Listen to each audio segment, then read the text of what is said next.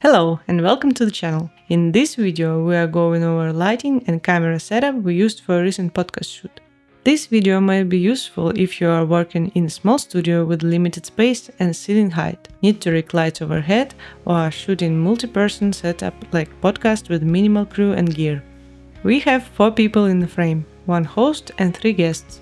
For cameras we used 4 Sony a7 IVs for close-ups and 1 Panasonic S5 IIX for master shot. For key lights we went with 2 PavoSlim 120Bs. They are lightweight and easy to rig overhead using the studio's speed rail system. Most importantly, they are small, ideal for the studio with rather low ceilings. We attached them with metal linear lamps.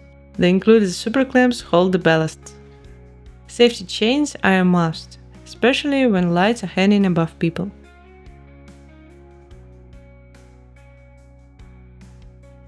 Once everything's wired, we added grids to the lights to keep spill of the background and maintain contrast in the image.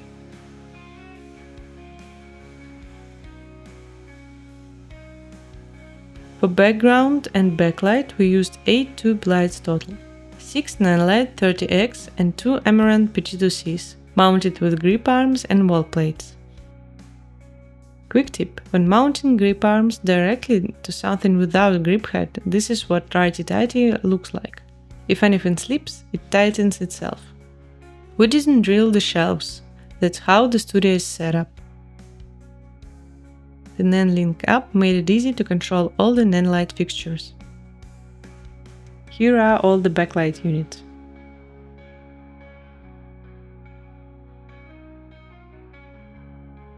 We wanted the backlight in the corners to be more directional than in the center, so we used DIY grids for Amaran PT2C units. If you'd like a separate video about making such grids, let us know in the comments.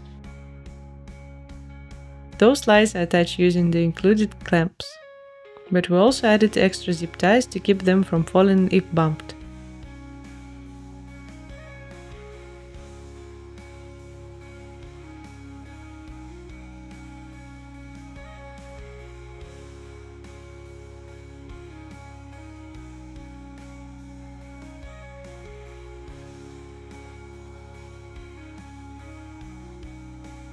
Here are blue background lights. To avoid blue spill from the tubes hitting people, we used black wrap cinefoil, which we just taped to the tubes.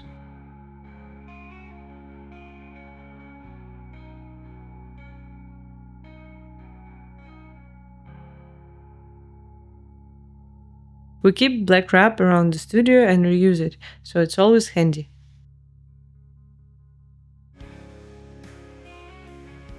Now that the lighting is almost done, let's talk about the camera layout. 4 Sony a7 IVs, 2 with 70-100 lenses and 2 with 24-70, and the Lumix S5 II shooting the master. It's not ideal to mix cameras, but this was a budget setup, renting 4 Sonys and using my own Lumix as the wide shot worked fine. I find that using Cine 2 profile on the Sonys and a flat profile on the Lumix gets me pretty close in post. Matching colors wouldn't work as well if different cameras were used for different people. Skin tones and other color difference would stand out. But if the only different camera is shooting the master shot, the mismatch is much less noticeable. Here's a quick tip for multicam setups. In Sony cameras, you can save settings to an SD card. Just go to File, Setup, Save Settings.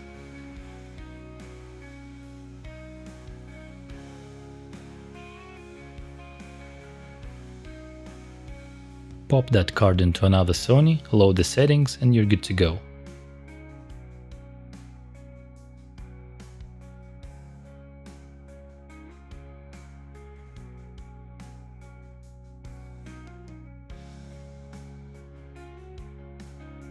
Same white balance, exposure, frame rate, the works. Because of the fixed tables, we had to get creative. One camera is mounted to a mic stand using a Matellini clamp, grip head and ball head. This worked just fine. After the cameras are set, we can get back to adjusting the lights. This is roughly what our master shot looks like. Mostly dark curtains and not much fill. The waveform shows lots of shadow dropped to near zero IRE, but that's okay. What matters is the faces, and those are exposed normally. A wide table is a blessing and a curse in interview style shoots. On the one hand, it acts as a natural reflector and helps reduce contrast on the faces. On the other hand, it tends to catch a lot of light, especially from overhead sources, creating bright hot spots. In our case, the center of the table was blowing out. To fix that, we added extra black wrap to the key lights to control spill and make them more directional. Here's a POV from one of the center seats.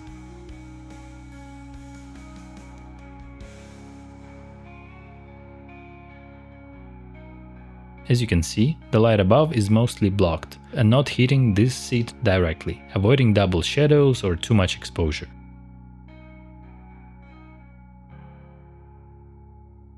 Here's another trick we use. To deal with the inverse square law, meaning the people closer to the light being much brighter than the people further away, we layered diffusion.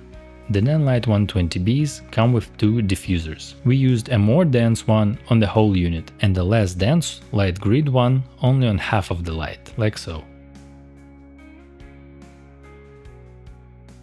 Here's the light with dual layer diffusion on one side and single layer on the other.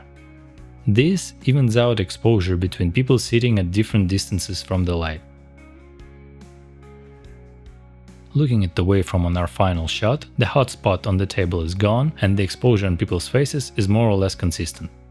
This is what you want in a multicam setup.